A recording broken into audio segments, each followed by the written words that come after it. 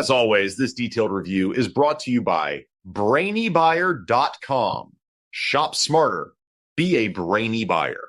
Okay, so we're comparing the Charbroil Classic 2-burner and the Weber Spirit 2 E-310, both gas grills, right? Yep, let's dive in.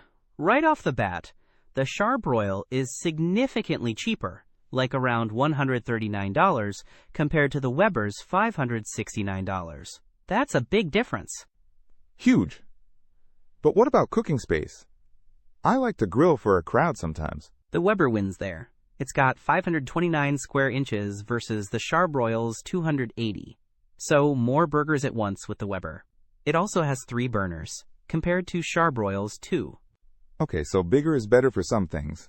Is the heat output different? The Charbroil boasts 20,000 BTUs, and the Weber doesn't list the BTU rating. The Charbroil also includes an 8,000 BTU side burner. Okay, so Charbroil wins for a side burner. What about fuel? This is important. The Charbroil is propane, while this particular Weber model is natural gas. You need a natural gas hookup for the Weber. That's a deal breaker for some people. Ah, good point.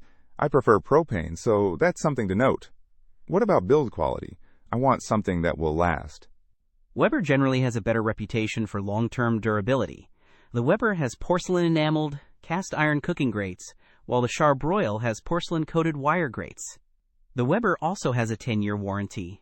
So, the Weber is probably worth the investment if you're planning on grilling a lot and want it to last, and have natural gas available. Exactly.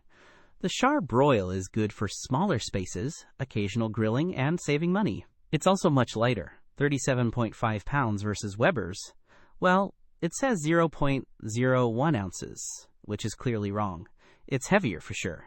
Okay, I think I have a better picture now. Thanks. No problem. Happy grilling. Don't miss out on our next in-depth review to help you make smarter purchasing decisions. Hit that subscribe button and the notification bell so you're always in the know.